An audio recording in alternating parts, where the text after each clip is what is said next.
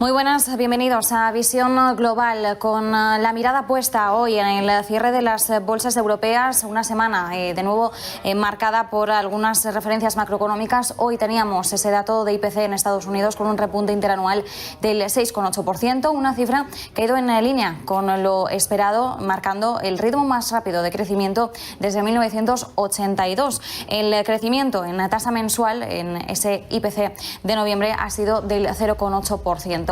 Una referencia con la que hoy cerraban las bolsas europeas. Finalmente hemos visto un tono negativo generalizado con un IBEX 35 que se ha quedado por debajo de los 8.400 puntos, 8.360, un recorte del 0,47%.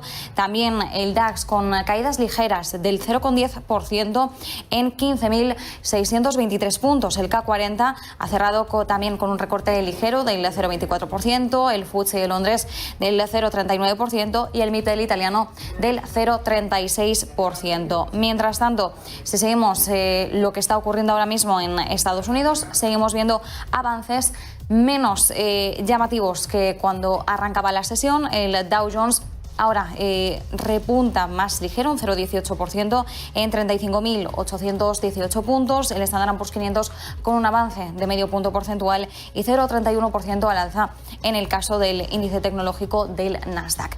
Es el momento de ver qué es lo que está ocurriendo en estos momentos en la sesión bursátil mexicana y lo hacemos con nuestro compañero José Ricardo Rangel. José Ricardo, muy buenas. Marta, muy buenas tardes, amigos allá en España. Bueno, pues aquí a mitad de la sesión tenemos terrenos negativos en el índice de precios y cotizaciones que engloba las principales empresas bursátiles con mayor volatilización. Alcanzamos el punto de 51.033 unidades, lo que corresponde a una contracción de 0,41%. Principalmente pues lo tenemos en la parte de consumo. Kimber, esta industria de papel, con 1,95 a la baja, la parte de consumo Alsea con 1,83 a la baja, y también la parte de consumo con Liverpool, Almacenes Liverpool, con 1,59 a la baja. Las empresas que están dando pues de sí con las principales terrenos positivos, pues tenemos a Bimbo, también la parte de consumo con 3,06 a la alza, la parte financiera, el sector financiero con Banbajío con 1,82 a la baja y Qualitas con 1,30 a la alza. Y bueno, pues la verdad es que muy contentos de tener a nuestro invitado porque tenemos los datos inflacionarios del mes de noviembre y la verdad es que no fueron muy buenos que digamos, y vaya, nuestro invitado nos va a hablar un poco de esto y política monetaria, así como las perspectivas, mi querida Marta. Perfecto, pues vamos a abordar esas cuestiones. Bueno, como decíamos además en un día en el que también conocíamos ese dato de inflación en Estados Unidos, vamos a posar la mirada en el dato de inflación que hemos conocido en México. En este caso se elevaba un 7,3% anual, es el mayor aumento desde el año 2001. Vamos a analizar este dato y también esas perspectivas de cara al año que viene. Lo hacemos con Carlos Hernández González, él es analista de la casa de bolsa Masari. Carlos, muchísimas gracias por acompañarnos estos minutos. No, al contrario, muchísimas gracias por la invitación. La verdad es que es un placer estar aquí contigo, Marta, contigo, Ricardo, así como toda su audiencia. Esperemos que sea un espacio reflexivo y si quieren abordemos la parte del análisis, con todo gusto. Todo ello, Carlos, ¿cómo ha sentado en el mercado ese dato de inflación conocido en México? Mira, la verdad es que el dato de inflación fue sorpresivamente al alza. Hemos visto que durante las últimas observaciones, particularmente el componente subyacente, que es aquel que excluye todos los elementos volátiles como frutas y verduras, como la parte de energéticos, ha mostrado una resiliencia baja y ha sido un fenómeno contrario, ha sido una observación hacia el alza. Realmente este dato de inflación lo vimos en 7,37% anual, no visto en por lo menos una década, y lo que está sugiriendo es que hacia adelante la política monetaria, al igual que en muchas otras economías alrededor del mundo, tendrían que ser un poco más restrictiva. En cuanto a nuestros pronósticos de inflación y política monetaria, lo que estamos visualizando es que en la próxima reunión, que es el 16 de diciembre para el caso de Banco de México, tendríamos que ver un incremento de 50 puntos base, terminando la tasa de referencia en 5.5. En el mes de diciembre, igual ya para finalizar el tema de inflación, no descartamos que esté ubicándose entre un 7.6% y un 7.8%, derivado de que en el componente no subyacente, como lo platicamos hace unos momentos, ha habido nuevamente una recuperación en la parte de energéticos tras, digamos, mitigar un poquito el tema de riesgos relacionados al tema de pandemia, y que también ha permitido que algunos energéticos recuperen. Entonces, ha sido un dato de inflación sorpresivamente al alza y continúan las presiones hacia finales de año. Carlos, precisamente estabas tocando y vaya, estás dentro de los principales analistas que están teniendo este incremento de 50 puntos básicos. ¿Cómo podría afectar sobre todo la parte de financiamiento aquí en México? ¿Hay algún dato que podamos tener? Mira, realmente ahí sí estaríamos viendo una desaceleración, pero hay que entender, por ejemplo, que en el componente que reflejaría esto, que es la inversión fija bruta, hemos visto también una desaceleración. Ya venía con una tendencia negativa previo a la pandemia. Creo que esto le podría meter, digámoslo así, algunos elementos de presiones. Sin embargo, los componentes que han dado lugar a una recuperación más fuerte a nivel nacional han sido correspondidos por el factor externo, que comúnmente conocemos como arrastre económico externo, el tema de exportaciones, importaciones, balanza comercial, y estaríamos esperando que hacia adelante el tema nacional venga encaminado mucho por estos factores, aunado a que estaremos viendo que hacia 2022 y 2023 muy probablemente estaría iniciando el despliegue de los recursos de infraestructura en Estados Unidos, contribuyendo también a las perspectivas de crecimiento. Sí estamos viendo que un incremento en las tasas de interés podría contribuir incluso a desacelerar un poco más el tema de inversión fija bruta, pero realmente es un fenómeno que ya se venía presentado. Sin embargo, los temas que estaríamos buscando con esos incrementos es anclar las perspectivas de largo plazo, de mediano plazo, de tal forma que no se genere una inflación de segundo orden.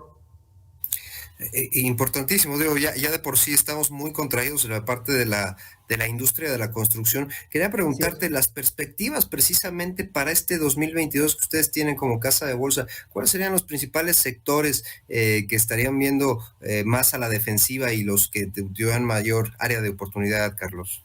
Sí, mira, creo que ahí lo tocaste muy bien el tema. En los últimos datos que se dieron a conocer el día de hoy en la parte de actividad industrial, el de construcción mostró una contracción. Los sectores que han mantenido un buen dinamismo y que ya superan incluso los niveles previos a la pandemia, pues son estos ligados al tema externo. Por ejemplo, el caso de manufacturas, también la parte agrícola, la parte agropecuaria ha sido uno de los sectores bastante buenos. Y estaríamos viendo también sectores de energía. Ya si lo integramos más por un tema de inversiones dentro de la composición de bolsa, estaríamos viendo que las compañías que están, por ejemplo, en los sectores de materiales, que están en sectores de consumo discrecional, que ya al haberse replegado el tema de normatividad, digamos, hasta cierto punto, permitiendo que los flujos sean un poco más constantes en el crecimiento, pues también van a ser de las beneficiadas en este proceso, así como algunos de temas industriales en el caso del IPC. Y nada más igual para terminar de contribuir, hacia 2022 estamos esperando por lo menos hacia el cuarto trimestre todavía que estarían reportando las compañías alrededor de un crecimiento agregado de un 20% en términos de ingresos anuales. 20% aproximadamente de los niveles, sobre todo en dos sentidos, Carlos, tanto de la parte pública a nivel país y de las empresas. ¿Podríamos estar viendo algún incremento del apalancamiento en estas dos partes? Mira, lo que vamos a ver hacia 2022, estamos planteando una tasa de crecimiento agregada, por ejemplo, para el caso de México, alrededor todavía de un 3% anual. Lo vamos a estar revisando dependiendo del tema de inflación, dependiendo de alguna desaceleración que va a ser muy probablemente una recuperación heterogénea. Algunos sectores sí se van a ver beneficiados o incluso presionados por este incremento en tasa de interés. Sin embargo, la tendencia general es de expansión. Para el tema de apalancamiento financiero hay que enfatizar lo siguiente. Si uno revisa, por ejemplo, la deuda neta a EBITDA, en el caso del IPC, estamos viendo que sí ha habido un incremento desde 2008 hacia fechas actuales.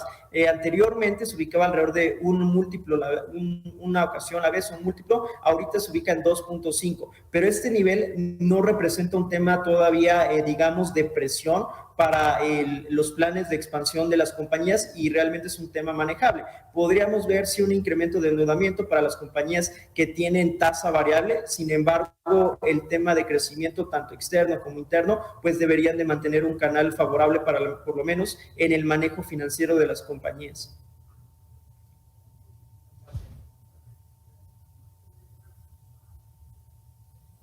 Y Carlos, respecto a las perspectivas del tipo del cambio peso-dólar, ¿cómo estáis ahora viendo esa evolución, sobre todo de cara a 2022, ¿no? ¿Cuál sería la previsión que se está haciendo?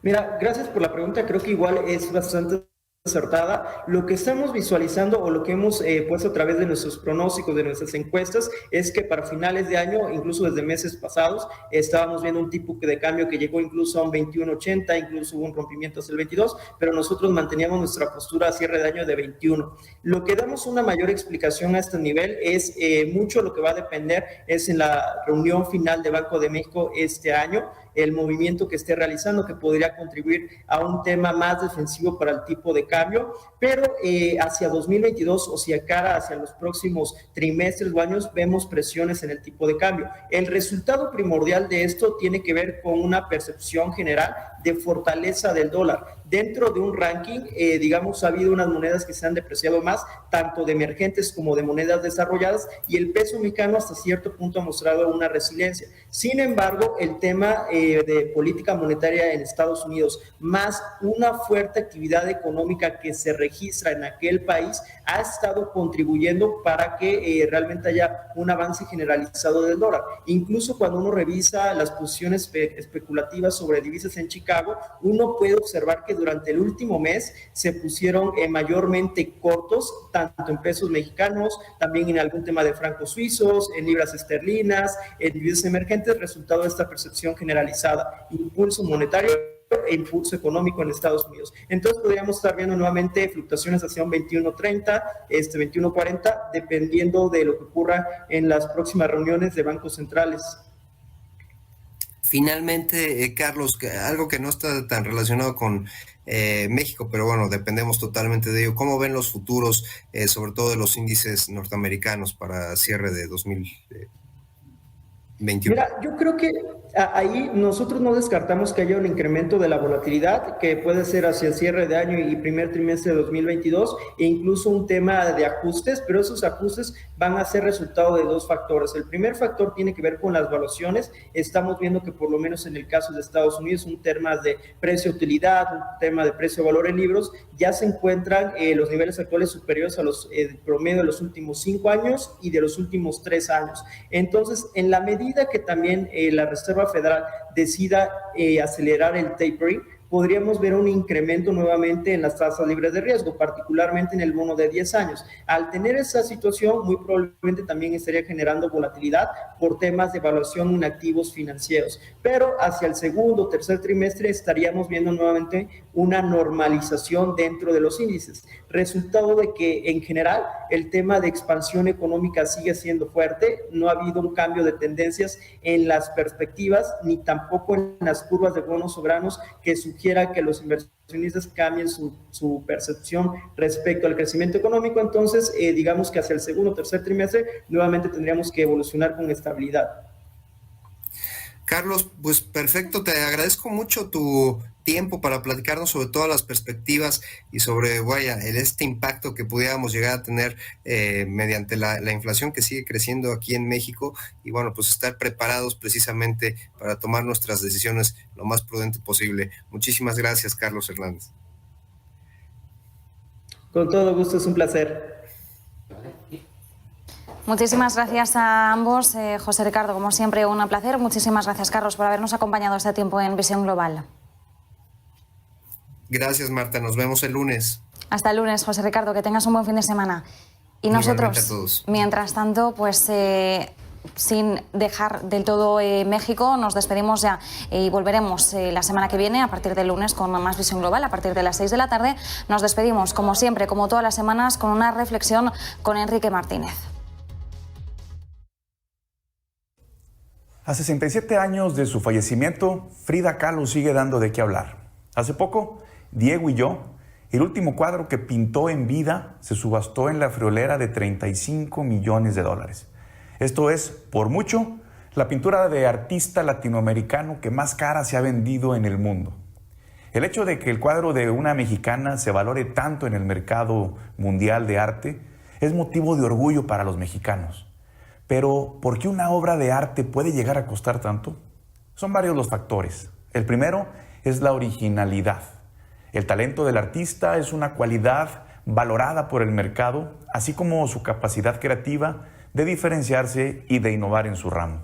La segunda es la circunstancia. Frida tuvo una vida tortuosa en lo físico, en lo sentimental y en lo espiritual, y lejos de derrumbarse, supo capitalizar su tragedia para crear algo bello. La tercera es la escasez. Cuando un bien tiene una oferta limitada y una demanda creciente, su precio tenderá a incrementarse infinitamente. En este caso, los cuadros de Frida son únicos e irrepetibles. El cuarto, y no menos importante, es la suerte. En una subasta como en la que se pujó por la obra de Frida, pueden pasar muchísimas cosas que cambien el resultado final. Ahora ya sabemos qué tenemos que hacer para darle valor a nuestro trabajo. Seamos como Frida, originales, diferenciemos con calidad y con creatividad nuestros productos o servicios. Busquemos aprovechar la circunstancia. Es un trampolín muy efectivo si lo sabemos utilizar. Tratemos de ser únicos, los mejores en lo que hagamos y esperemos que la suerte llegue, aunque esa, dicen por ahí, se reparte a las 6 de la mañana. Te saluda tu amigo Enrique Martínez. Que tengas un excelente día.